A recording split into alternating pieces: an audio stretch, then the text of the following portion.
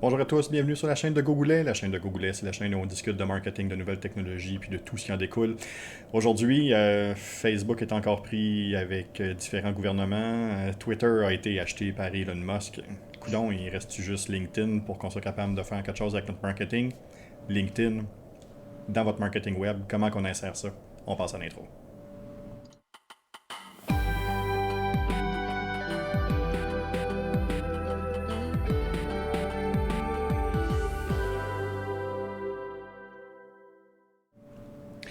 En direct sur Twitch, en rediffusion sur YouTube, sur toutes les différentes plateformes de balado-diffusion, en direct avec Michel Bouchard aujourd'hui, avec son background coloré. Bonjour Michel. Allô Jean-François, comment ça va? Ça va très bien, merci. LinkedIn, aujourd'hui, qu'on parle que le pot nous a fait piger, parce qu'on rappelle qu'on a fait un retour avec les sujets qui sont pigés dans un pot. LinkedIn, aujourd'hui, qu'on discute. LinkedIn. Pourtant, c'est pas si compliqué que ça à prononcer. Je... Non, mais comme je te disais, je pense que j'entends autant de Ouais. prononciations différentes que je parle à de gens. Là, ça a l'air très difficile. Là. LinkedIn, il y a plein de façons de le dire. LinkedIn qui a été créé 6 mois avant Facebook. Donc LinkedIn est le paternel de Facebook, est un peu plus vieux, qui a 9 mois. 9 mois. Ouais. Puis qu'il y a eu il y a eu une évolution au fil du temps, ce réseau social-là. C'est parti au départ d'une manière très business, très orientée entreprise. Par la suite, ça a été un peu dans les limbes. Le réseau social lui-même se cherchait un peu, essayait de comprendre où est-ce que lui-même en était rendu. Puis par la suite, racheté par Microsoft aussi, puis en 2016, pour pousser ça justement un peu plus loin. Maintenant, aujourd'hui, LinkedIn est en train d'essayer de devenir une espèce d'hybride dans tout ce qui se fait. C'est-tu le Ouais. bon moment d'aller sur LinkedIn? Oui, si tu poses la question de même, oui, absolument. Maintenant, c'est comment on y va, je pense, qui est Ouais, important, hein? puis pourquoi, là. Le pourquoi, encore le pourquoi. Ouais, ouais. Je pense que l'erreur qu'on fait, c'est de penser que LinkedIn, c'est encore la même chose que 2016 et précédent. Ouais. Ça a beaucoup bougé, puis c'est plus juste une place pour faire son CV en ligne. Non, c'est ça, il y a beaucoup plus de partage maintenant. Ça a été pendant longtemps une plateforme qui était entièrement dédiée ou presque entièrement dédiée au B2B, au business to business, fait que du marketing entreprise à entreprise. On voit aujourd'hui une tangente qui commence à se placer, qui s'en va aussi vers un B2C, fait qu'une relation vers les clients, une relation d'achat direct, l'utilisation des différentes plateformes publicitaires de LinkedIn commence à être de mieux en mieux. Pendant un bout de temps, c'était vraiment quelque chose qu'on ne conseillait pas vraiment parce que c'était tellement mal fait, ça avait absolument aucun sens. Puis, il y a deux éléments aussi que j'aimerais ça revenir avec toi tantôt, mais justement, le LinkedIn Pro, le LinkedIn Premium qui Euh, nous arrête pas de nous achaler. Comment est-ce qu'on peut travailler avec ça? Y a-t-il vraiment quelque chose qu'on peut faire? On pourra regarder ça. OK, Michel, LinkedIn. Toi, tu l'utilises comment? ah, euh, de plus en plus, je suis en train, en fait, je n'ai déjà parlé en fait dans ton podcast, moi je suis en train de revoir comment justement je me place sur les réseaux sociaux. Ouais, C'est une réflexion qui est active depuis plusieurs mois. Puis LinkedIn, de plus en plus, je pense que ça va être le réseau où je vais essayer de développer le réseau où je vais essayer de mettre en place un réseau. Facebook, c'est là que je vais faire du dumping, un peu comme un babillard où je ouais. vais. C'est pas une plateforme, tu sais, je n'ai déjà parlé, c'est pas une plateforme pour laquelle j'ai beaucoup d'amour, autant à cause de la raison d'être derrière que du fonctionnement des fonctionnalités qui bug tout le temps. Euh, Dans le cas de LinkedIn, c'est comme une plateforme où je pense que c'est encore possible de faire des belles relations d'affaires, d'établir des liens de confiance en partageant du bon contenu, mais aussi juste en allant finalement vers les gens, en discutant. Fait que, comment je l'utilise aujourd'hui, c'est pas comment je veux l'utiliser dans 3 mois. C'est encore une place où je vais pour l'instant mettre plus des trucs de base, mais de temps en temps, là, je me force à faire des publications euh, où je parle un peu de mon vécu, où je parle un peu de mes expériences, mais aussi où je vais écrire des messages privés aux gens pour établir un lien avec eux autres, éventuellement avoir un partenariat, une collaboration ou juste jaser de ce qu'ils font en affaires. Pour moi, c'est vraiment comme la plateforme où il y a des liens d'affaires qui peuvent se tisser là, plus facilement. Puis où il y a tellement pas assez de monde que c'est pas, c'est pas comme sur Facebook où tu peux tomber sur n'importe qui. Là. Généralement, sur LinkedIn, tu peux tomber quand même sur des gens là, qui sont motivés et qui ont un bon réseau et une bonne qualité. Là. Il y a en effet un filtre un peu plus qui s'est fait au fil des années sur LinkedIn où on voit là, bon, les gens sont là pour avoir quelque chose de peut-être un peu plus sérieux, Ouais. sont moins là pour du divertissement, sont plus là justement pour de l'information, des trucs, des astuces, des produits. Donc c'est vraiment là qu'ils sont. C'est devenu au fil des années le terrain de jeu des coachs. Ouais, ben c'est pour ça, là, tu es en train de dire, c'est là qu'on va aller trouver des trucs, des astuces. Mm. Écoute, les coachs, ils ont du fun en ce moment. Tout est devenu une occasion de faire un lien entre ton vécu. J'ai Ouais, appris à lasser mes lacets de telle façon, puis aujourd'hui, ben, en affaires, c'est important pour moi de tisser des liens serrés. Comme, tu sais, tu peux faire des liens aussi ténus que ça entre ton vécu puis une leçon ouais, d'affaires, puis ça marche. Euh, fait que quand tu dis divertissement, c'est drôle, j'ai l'impression qu'on veut du divertissement qu'on peut lier au monde des affaires. ouais, Mais même si on gratte un peu, tu te rends compte que la métaphore n'est pas aussi solide que ce qu'ils prétendent des fois. ouais. Mais c'est ça, c'est comme du professionnel soft, du professionnel où on peut se permettre d'avoir une petite touche personnelle. Mhm. Fait que moi, ça me rejoint bien, tu sais, comme introvert, là, c'est un bon réseau où je suis pas obligé de me prendre en photo avec un beau Ouais, fil sur Instagram. ouais. C'est plus un réseau où, ben, regarde, j'ai de quoi dire, je vais le dire. Si ça pogne, tant mieux. Si ça pogne pas, ben, c'est pas plus grave. Je vais Voilà. reprendre ça le lendemain. C'est en plein ça, il y a on met beaucoup plus d'emphase sur l'expertise, on met beaucoup plus Ouais, d'emphase sur les acquis, on met beaucoup plus d'emphase sur l'expérience plutôt que sur de quoi j'ai de l'air, ouais. de ce que j'ai fait au niveau divertissement, puis comment je suis donc en contrôle de ma vie. Il y a vraiment un clivage là, qui est assez profond entre LinkedIn puis les autres réseaux sociaux qui sont entre autres gérés par Facebook. On a juste à penser à WhatsApp, on a juste à penser à Instagram. On voit là que eux veulent vraiment pousser ce rêve-là. LinkedIn, on est beaucoup plus dans quelque chose qui est terre à terre. Ouais, ben, tu sais, ça reste du rêve, mais du rêve professionnel, du rêve Mm. d'accomplissement de carrière. Fait il y a du contenu tu sais, du genre d'affaires influents qui vont laisser croire que tout est beau, que si tu te lèves de bonne heure le matin et que tu n'achètes pas ton café chez Starbucks, tu sais, tu vas faire de l'argent dans la vie. Euh, il y a de ça. La différence, c'est qu'il va y avoir beaucoup moins de ben, si tu achètes cette farine-là, puis que tu la brasses de telle façon, puis que tu mets de la colle dedans, ben ta pâte à pizza va être meilleure.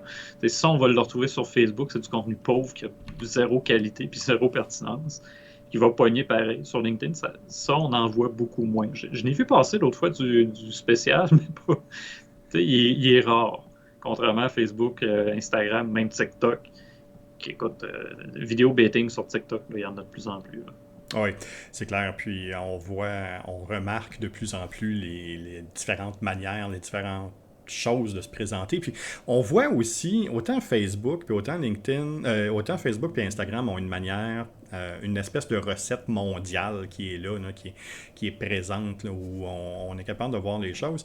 Sur LinkedIn, on voit quand même une grosse différence entre l'utilisation qui est faite aux États-Unis puis celle qui est faite au Canada, là, puis au Québec surtout. Ou justement au Québec, on est dans l'humour ou essayer de divertir, pendant qu'aux États-Unis, on est dans le show don't tell, mais je vais te montrer ce que moi j'ai accompli, ce que j'ai fait, puis comment mon expertise peut vraiment t'aider. Là. Fait il y a aussi une espèce de deux côtés, un dark side au LinkedIn. Là. Ouais, ben, on est beaucoup dans une utilisation bouche à oreille. Tu sais, Ouais, on se fait un réseau bouche à oreille sur LinkedIn. Puis ça marche, là. Écoute, c'est clair, ça marche. Puis je pense que ça fit aussi avec.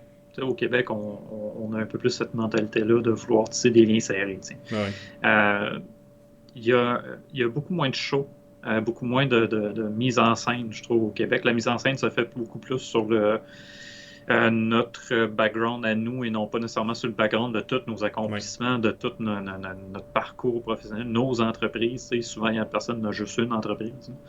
Puis tu sais, je pense que ça fit avec, on est beaucoup moins qu'aux ouais. États-Unis aussi. Euh, mais ouais, peut-être moins de mise en scène à l'américaine au Québec. Peut-être ça s'en vient, par contre, il y a quelques influenceurs québécois là, qui sont sur cette plateforme-là, puis qui justement font de ce genre de contenu-là. Ils pognent, mais l'engagement, je ne sais pas à quel point il y a là. En fait, pour être honnête, je sais, j'ai pas tant poussé vérifier ce genre de contenu-là parce que je ne le consomme pas sur LinkedIn Ouais. moi-même. Mais tu viens aussi d'amener un point intéressant où, bon, on a déjà de la difficulté un peu à mesurer au point de vue social. Facebook commence à nous couper les Ouais. différentes statistiques. Instagram, la même chose. LinkedIn, depuis le début, ils n'ont pas besoin de couper les statistiques. Il n'y en a pas. Il n'y en a pas. On est quand même assez limité dans les mesures, dans ce qu'on est capable d'aller chercher, dans ce qu'on est vraiment capable de mesurer sur la plateforme. Oui, on peut avoir un peu plus d'informations quand on a une page entreprise qui va vraiment nous permettre d'avoir là, une meilleure idée sur la démographie, sur la psychographie minimalement au point de vue des différents utilisateurs qui sont abonnés à ma page. Mais au point de vue d'une page personnelle, c'est assez limité. Ah, ben, pour faire une comparaison bien fun, là, pour moi, LinkedIn, les stats, c'est l'équivalent de Bing versus Google Ads. Ouais. C'est aussi plate que ça. Tu as des stats, oui, Oui. tu peux pas t'en pousser. Il y a une couple de fonctionnalités un peu plus avancées, là, mais pour vrai, c'est pas le réseau où j'ai le plus de fun à aller chercher des stats ou à essayer de mesurer quoi que ce soit. Des fois, juste rester en surface avec qui on a atteint, c'est qui ta communauté. Ben, attends, je suis en train de dire de quoi, là, puis qui est ta communauté, là, tu vois, ça, Ouais. c'est le problème que je rencontre le plus souvent avec des clients qui vont me dire, hey, j'ai 4000 personnes dans ma communauté. Tu te rends compte que tes trois quarts viennent d'autres pays, puis eux Ouais. autres ne vendent que des choses locales. C'est ça. As-tu vraiment envie de développer un lien d'affaires avec quelqu'un en Tunisie si ton entreprise vend des savons à Rimouski? Pas nécessairement. Peut-être Fait pas. que le nombre, la portée qu'on voyait avant sur Facebook, là, je veux atteindre tout le monde, je trouve que ça devient un problème sur LinkedIn pour les comptes personnels des gens, là, Ouais. même pas pour les comptes d'entreprise. Non, c'est ça. Bon, si on veut débuter sur LinkedIn, naturellement, bon, ben, un peu comme à ses débuts, c'est vraiment axé sur l'expérience Ouais. professionnelle. Fait qu'on va vraiment entrer bon, nos informations, les différents emplois qu'on a occupés, les différents objectifs qu'on a, les différents problèmes qu'on a réglés, les cours, formations de tout azimut qu'on est capable d'ajouter là-dessus. Fait que Les ça, c'est compétences. des compétences qu'on va pouvoir aller valider et aller valider des compétences de nos pairs aussi, Ouais. d'être capable de référer quelqu'un pour une compétence précise. Donc oui, il y a ça, des témoignages qu'on est capable d'ajouter. Donc cet environnement-là existe. Je pense que l'utilisation de LinkedIn est cachée à travers trois volets qui sont un peu moins connus au Québec. Bon, premièrement, les groupes. Les groupes Ouais. LinkedIn, Ça existe. ça existe, ça fonctionne, c'est un environnement qui est intéressant. Les groupes LinkedIn aussi ont un plus haut taux de conversion que les groupes Facebook. Où les groupes Facebook, c'est plus axé sur la discussion. Les groupes LinkedIn sont beaucoup plus axés sur justement essayer de trouver une solution, être en mode solution plutôt que discuter sur un sujet X. Fait que c'est moins de partage d'expertise, on est plus en résolution de problèmes. Il y a des groupes qui sont super pertinents et puis vraiment intéressants sur LinkedIn, sur lesquels on peut vraiment aller retrouver de l'information qui est ultra pertinente. Ouais. Y en a-tu un groupe auquel tu penses? Parce que moi, j'ai pas. Je suis abonné à deux groupes, je pense, sur LinkedIn, ou même peut-être qu'il y en a qu'un maintenant de rédaction. Écoute, ça date, je pense, de mes débuts sur LinkedIn en 2014, quand j'ai ouvert Remedia. Y a-tu des groupes, toi, auxquels tu participes qui sont intéressants ou justement, tu as l'impression que c'est de l'entraide davantage que juste du blabla, comme on va des fois trouver sur Facebook? Il y en a quelques-uns, oui. Je t'en fais part. Bon. Premièrement, un des groupes qui est intéressant pour le type de travail qu'on fait, ben, c'est Social Media Marketing Group, qui lui permet justement d'aller retrouver certaines problématiques, certains problèmes là, qu'on voit, qu'on rencontre dans vraiment la gestion des médias sociaux au point de vue du marketing. Fait on est capable d'aller trouver des idées, de discuter avec des personnes qui ont une expertise peut-être un peu plus grande, que ce soit au niveau stratégique, mais que ce soit aussi au niveau technique, parce qu'il y a un paquet d'outils maintenant, puis d'outils de tierces parties qui sont offerts pour faire la gestion des réseaux sociaux, qui permettent de pousser ça un peu plus loin.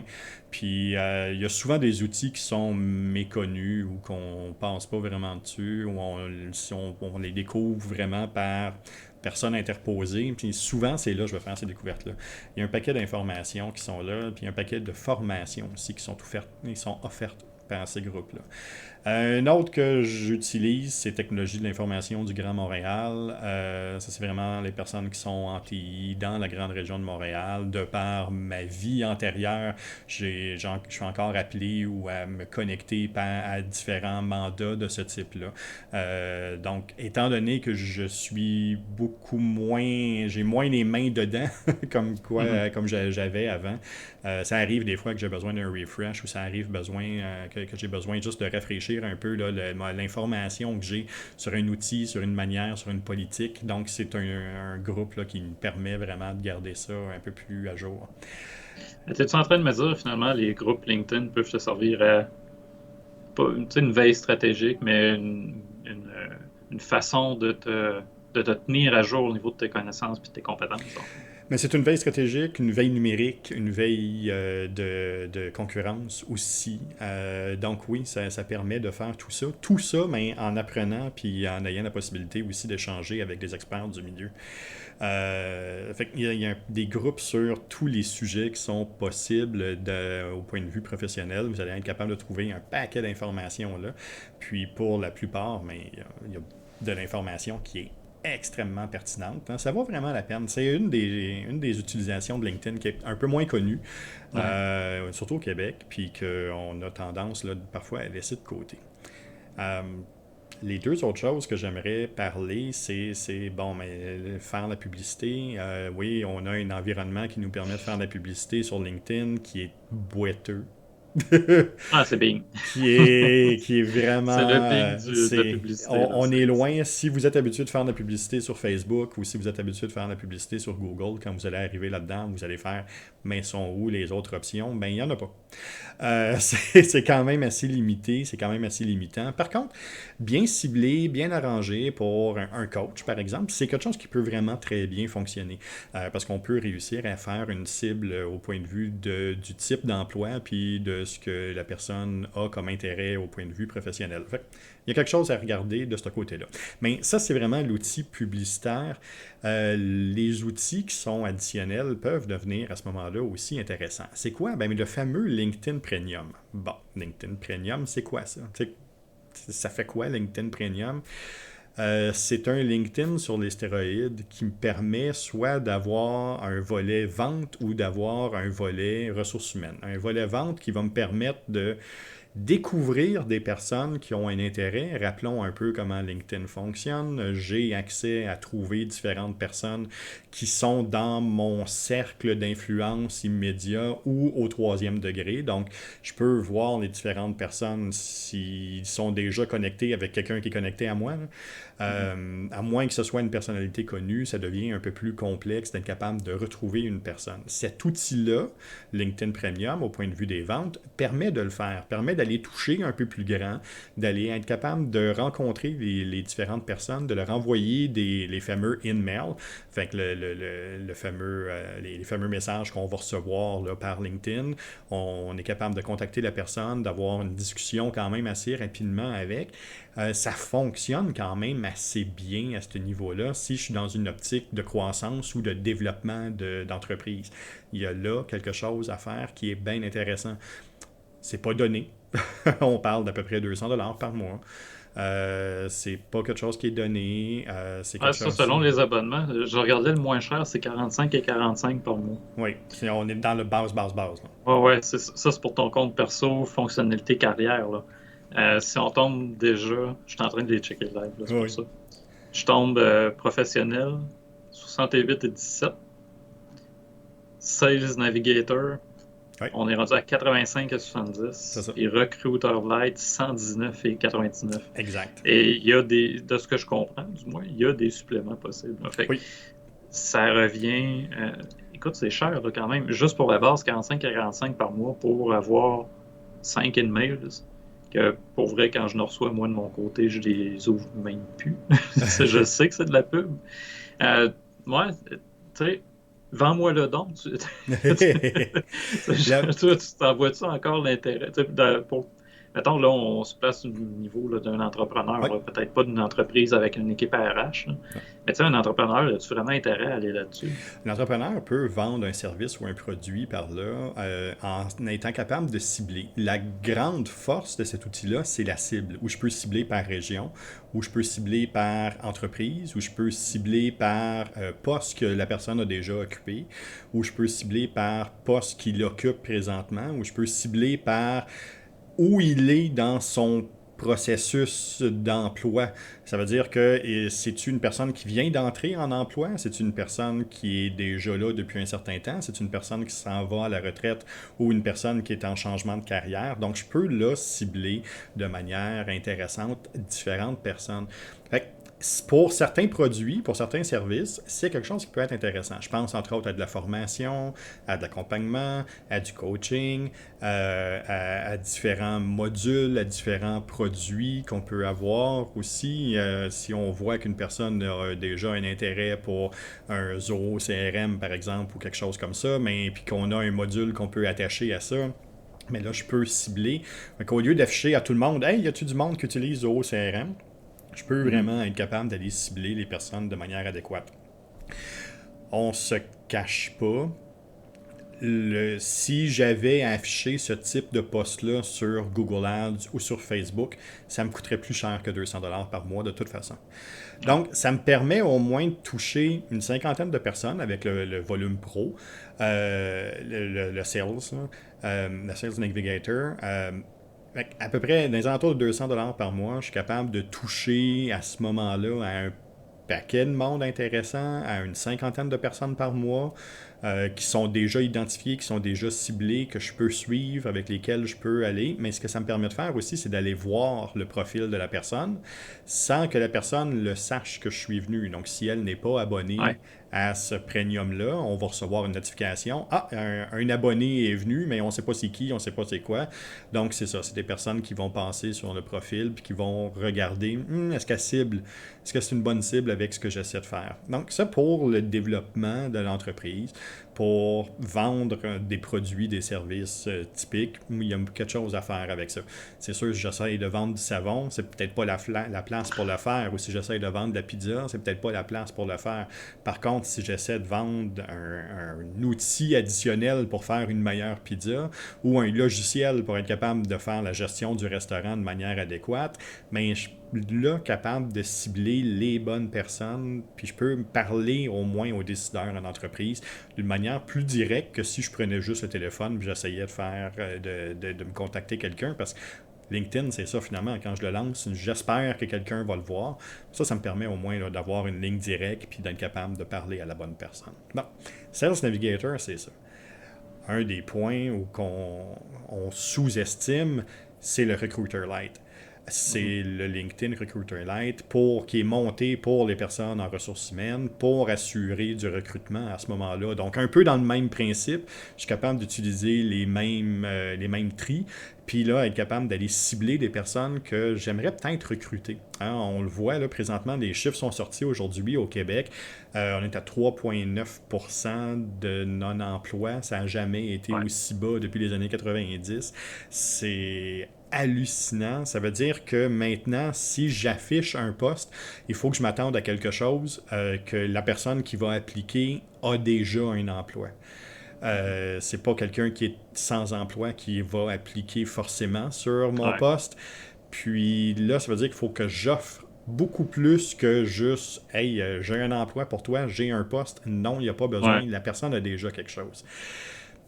Ce que le LinkedIn Recruiter permet de faire à ce moment-là, c'est ça. C'est vraiment d'être capable d'aller cibler les bonnes personnes, d'aller travailler avec les bonnes personnes, pousser l'information, puis justement peut-être démontrer ou créer un environnement ou une communication avec la personne pour montrer que finalement, c'est pas juste un job, je t'offre une carrière, je t'offre une opportunité, je t'offre quelque chose de différent. Puis Ouais. rapidement, on est capable de pousser de l'information qui est plus loin que le salaire puis un emploi. Ouais, ben on offre un environnement de travail, on offre des occasions de se développer. Tu sais, C'est ça. ça devient autre chose. Puis, comme tu le dis, aujourd'hui, le taux de chômage est tellement bas, puis justement, les gens, le jeu de pouvoir, c'est rendu les gens qui l'ont, les chercheurs Ouais. d'emploi qui l'ont. Ouais. Fait que comme tu dis, les gens sont probablement déjà en emploi, il faut aller un peu plus loin que la liste des tâches qu'on va prévoir. Puis pour des gens à RH, tu sais, ce que j'en ai quand même quelques-uns là, de ce temps-ci dans mon environnement. Je vais souvent leur dire, c'est pas l'entreprise qui devrait parler, c'est le représentant qui va rentrer en contact avec la personne. Parce que si c'est ton entreprise qui pitch ta job, pas aussi intéressant que si tu as une personne humaine qui commence à te la vendre, à te la mettre en valeur, puis à te dire, hey, tu sais, viens faire partie de l'équipe, viens jaser avec nous autres, viens me voir, appelle-moi. Ce contact humain-là qu'on est en mesure de développer par une plateforme comme LinkedIn est super intéressant, puis beaucoup Ouais. moins louche que par Facebook. Oui. Ou, tu sais, par Facebook, on est habitué de recevoir de la junk par Messenger. Ben, par LinkedIn, on en reçoit un peu quand même, mais Oui. beaucoup, beaucoup, beaucoup moins. Oui. Quand un recruteur te contacte par LinkedIn, généralement, tu as tendance à lui donner un peu plus de C'est en confiance. plein ça. Au moins, je vais le lire, au moins, je vais l'ouvrir, chose que probablement sur Facebook, je ne ferai pas. Il y a une chose que j'aimerais discuter avec toi. Bon, là, on parle de LinkedIn, on parle naturellement, là, Facebook a eu des problèmes avec les différents gouvernements un peu partout dans le monde. Ils menacent là, maintenant de quitter le Canada. Go for it! C'est ça. On va aller leur conduire à l'aéroport. Donc, ils menacent présentement de Ben, quitter acheter son le... billet. Oui, c'est ça. Ils menacent de quitter le Canada. Twitter a été acheté par Elon Musk. On ne sait pas en tout où ça s'en va, cette affaire-là. On n'a aucune idée ça va être quoi. C'est-tu un trip de milliardaire ou il veut vraiment faire quelque chose? Ça reste un entrepreneur aguerri. Fait que je suis bien curieux de Ouais. voir, mais on est dans une méga période de changement. Tu veux faire la parenthèse sur LinkedIn et Elon Musk? Sur Twitter, Elon Musk. Ouais, ouais, vas-y, Je vais vas-y. recommencer pour que tu te fasses un TikTok avec, si tu veux. Veux-tu qu'on fasse la parenthèse sur Twitter et Elon Musk? Le jeune qui postait tout le temps, qui tweetait continuellement les allées et venues de l'avion d'Elon Musk, qui s'est fait offrir quand même des sommes d'argent. Je pense que c'était 50 000 la dernière somme que j'avais vue pour arrêter de le faire et qui a dit non. Il y a évidemment la théorie de conspiration qui dit ben Elon Musk cette année fait qu'il a acheté Twitter pour l'empêcher de continuer. Fin de la parenthèse. Ben, c'est ça, on Excuse-moi, voit. Ah, je le place. c'est en train de dégénérer. Il y a un paquet d'informations qui circulent. On sait pas pantoute où ça s'en va, toute cette belle patente-là. Et Mais, puis toutes les jokes qui circulent de ce temps-là, qu'il voudrait acheter TikTok pour. TikTok, c'était pourquoi? Je me rappelle même pas. C'était comme juste pour arrêter que les enfants se mettent à danser. En tout cas, il voulait acheter Facebook pour enfin fermer cette patente-là. Il voulait acheter Google pour prendre contrôle des algorithmes de recherche. Le pire, c'est qu'il y aurait de l'argent pour le ouais, c'est faire. ça, c'est ce qui est dangereux dans la chose. Donc, oui, on voit là que de plus en plus dans les stratégies, on parle de plus en plus du multicanal. On parle de plus en plus d'être présent sur plusieurs plateformes. Puis là, le portefeuille justement d'attention, puis le portefeuille de placement devient à ce moment-là vraiment important pour un entrepreneur parce que je peux plus juste me concentrer juste sur une plateforme. Et juste à titre d'exemple, il y a des chiffres qui sont sortis cette semaine. Les entrepreneurs qui vont nous dire si les clients sont mes clients sont sur Facebook. Parfait. Si tes clients sont sur Facebook, à 31% sont sur LinkedIn, à 48% sont sur TikTok, à 48% sont sur Twitter, puis à 74% sont sur YouTube aussi. Ils ne sont pas strictement sur Facebook. Même chose, si juste mes clients sont sur LinkedIn, ben à 87% vont être sur Facebook. 49% sur TikTok, 64% sur Twitter, puis 77% sur YouTube. Puis si juste mes clients, c'est des jeunes, puis ils sont juste sur TikTok, ouais, mais c'est plus aussi jeune que ça. On l'a vu pendant la pandémie, Ouais. ça a dégénéré, puis ça a vraiment pris une tournure vers un vieillissement rapide des personnes qui étaient sur la plateforme. Mais 31% sont sur LinkedIn, 84% sur Facebook, 56% sur Twitter, puis 80% sur YouTube. Donc on voit que c'est plus juste une manière de le faire, une manière de le présenter unidimensionnelle. On n'a pas Mhm. vraiment le choix de voir toutes les différentes plateformes et toutes les différentes manières de connecter avec le client. Puis dans les entonnoirs, ce qu'on commence à voir aussi de plus en plus, dans les entonnoirs de conversion, ce qu'on va commencer à voir, c'est de commencer une discussion sur Facebook avec une tonalité précise pour après ça l'envoyer dans d'autres canaux pour changer peut-être la tonalité ou la manière que je vais le présenter. Donc une personne qui est un peu plus professionnelle, je vais l'envoyer sur LinkedIn, une personne qui est peut-être un peu plus hipster, mais je vais l'envoyer sur d'autres plateformes. Puis là, ça va me permettre vraiment d'ajuster et mon niveau de langage et mon entonnoir pour m'assurer d'une conversion plus rapide. Fait que c'est ça qu'on commence à voir aussi. Ouais. Tu sais, ça peut être, comme tu dis, pour des changements de tonalité, ça peut être pour des objectifs aussi. Oui. Parce que, tu sais, je donne l'exemple sur Facebook, justement, tous mes clients sont sur Facebook. Pas faux, tout le monde va être sur Facebook, mais ils ne te verront pas de toute façon parce que le fil d'actualité, il est plein. Puis le pourcentage, écoute, je l'avais l'autre jour, j'aurais dû le garder, mais le pourcentage de gens qui vont vraiment aller voir ta page, quand même assez faible. C'est des gens qui vont plus aller voir le fil d'actualité, puis c'est tout. Fait que de là à dire ça, tous mes clients sont sur Facebook, ben, peut-être, mais ils vont utiliser d'autres réseaux pour d'autres raisons. TikTok, regarde, le soir, le chef d'entreprise que tu essayais de contacter par Facebook puis tu n'as jamais répondu, ça se peut qu'ils sont en train de se divertir. S'ils voient que ton entreprise est active sur TikTok puis que vous avez l'air d'avoir du fun, peut-être qu'il va tout d'un coup plus tenter d'aller te parler sur une autre plateforme. Oui, exact. Fait que, tu sais, selon qu'est-ce que tu veux faire, les plateformes vont devenir intéressantes. C'est le Stupid Studio, une de mes inspirations pour le sketch. Ils sont sur Instagram, pourquoi? Pour faire du RH. Ils vendent la marque employeur, l'esprit d'équipe, les activités, mais ils ne te vendent jamais ce qu'ils font. Non. Tu ne sais pas ce qu'ils font. Non. Tu vois comment ils le font. Puis tu arrives sur leur Facebook. Facebook est un petit peu moins même utilisé. Je pense que ça fait quand même quelques mois que je n'ai pas été. Je ne sais pas s'ils ont changé. Mais il n'y avait pas tant de contenu que ça. Non. LinkedIn, il y en avait. Fait que, chacun des réseaux va avoir son utilité, un peu comme on est sur Twitch pour être live, mais après, ben, on le met sur YouTube avec un petit montage, mais on va aussi mettre des extraits sur TikTok.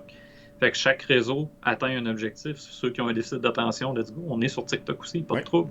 Les gens qui veulent plutôt s'asseoir pendant le temps de nous écouter, ils vont aller sur YouTube, ils ne sont pas là live.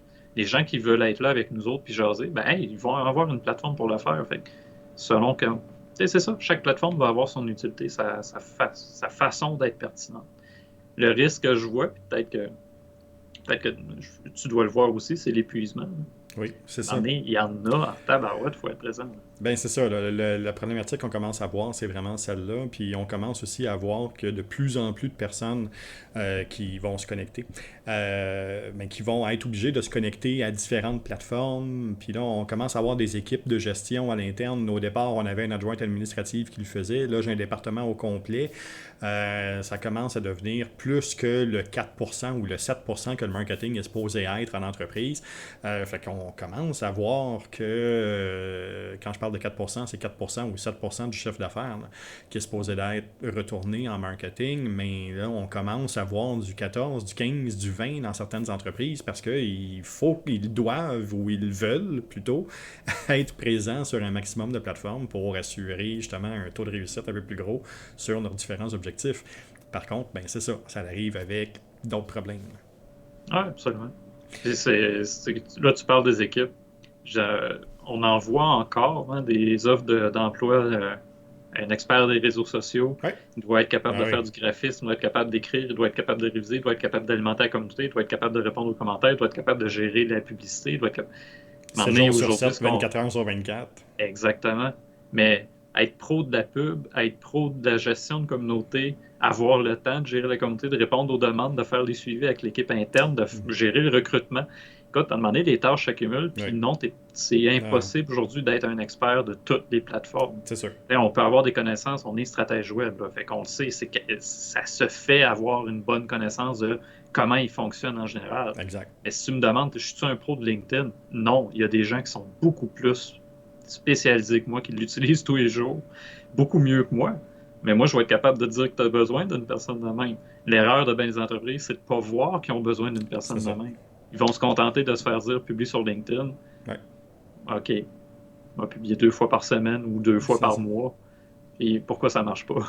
C'est en plein ça. Tu fais du growth, ça te prend plus que juste 2 publications. Ça te prend une stratégie claire derrière. C'est en plein ça. Puis, tu sais, quand on fait du growth de manière agressive, ça peut être du 6, 7 ou 8 fois par jour. Ouais.